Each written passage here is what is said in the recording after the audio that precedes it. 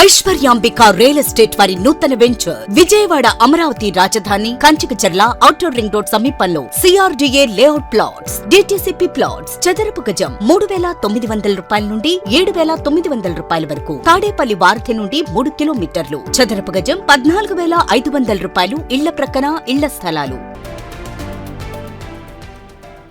బంగ్లాదేశ్ లో హిందువులపై మారణ కాండ ఆగటం లేదు. దానికి సంబంధించిన బ్రేకింగ్ చూస్తున్నాం. తాజాగా మరో మైనారిటీ హిందువు హత్యకు గురయ్యాడు.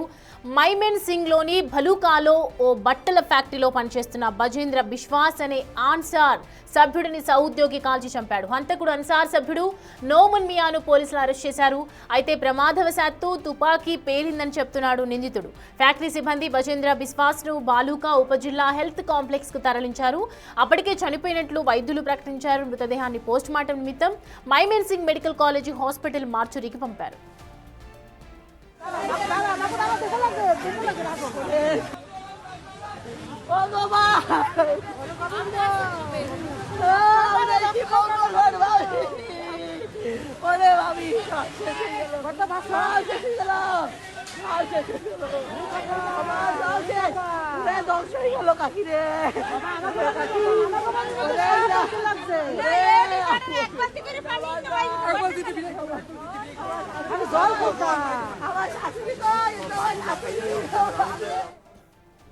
కాగా బంగ్లాదేశ్ ఒక తీవ్రవాద రాజ్యంగా మారుతోంది. హిందువుల హత్యకాండపై సర్వత్రా ఆందోళనలు వెల్లువెత్తుతున్నాయి. బంగ్లాదేశ్లో హిందువులు ఎదుర్కొంటున్న అభద్రతకు ఇది నిదర్శనమంటూ ఆగ్రహం వ్యక్తం చేస్తున్నారు.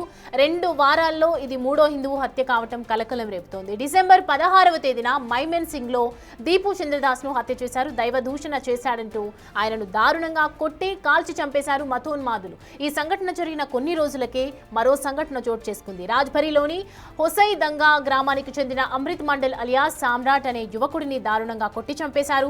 దొంగతనాలకు పాల్పడుతున్నాడని ఆరోపిస్తూ ఈ ఘోరానికి పాల్పడ్డారు. పలు హిందూ కుటుంబాల ఇళ్లకు నిప్పు పెట్టడం, ఆలయాలపై దాడులు, ఇళ్ల ధ్వంసం, మతపరమైన వేధింపులు కలవరపెడుతోంది.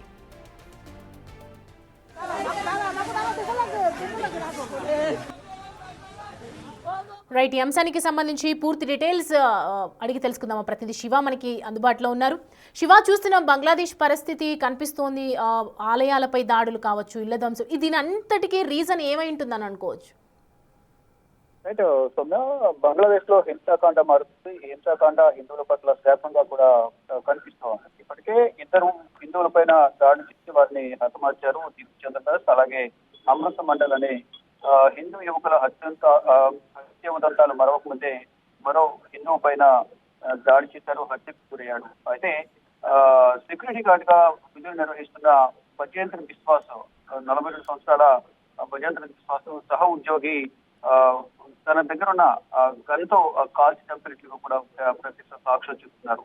నోమాన్ మియాన్ ఈ బిశ్వాస్ ను కాల్చి చంపినట్లుగా కూడా స్థానికంగా ఉన్న ప్రత్యక్ష సాక్ష్యం చెప్తున్నారు. అంటే సోమవారం సాయంత్రం, అంటే నిన్న సాయంత్రం 6:45 ప్రాంతంలో ఈ ఘటన చోటు చేస్తున్నట్టు కూడా పోలీసులు ధృవీకరించారు.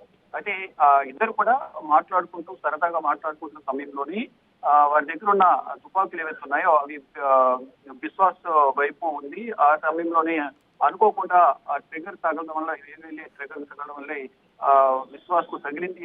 గన్ బుల్లెట్ అనేది కూడా అతను చెప్పే ప్రయత్నం చేస్తున్నప్పటికీ కావాలని దాడి చేశారు అనేది మనకు కొంతమంది అయితే చెప్తున్నారు. కానీ విచారణ అంతా జరిగిన తర్వాత ఏం జరిగింది డీటెయిల్స్ కూడా నిర్ధారణకు వచ్చే అవకాశం కనిపిస్తుంది. ప్రజెంట్ అయితే ఎవరైతే కాల్పులు జరిపారో అతన్ని అదుపులో తీసుకుని విచారిస్తున్నారు. అయితే కాల్పులు జరిగిన వెంటనే విశ్వాస్ ను ఆసుపత్రికి తరలిస్తుండగా వైద్యులు మార్గ మధ్యలో చనిపోయినట్లుగా ధృవీకరించారు. ఇక కేసు నమోదు చేసి నోమన్ మియాను అరెస్ట్ చేశారు.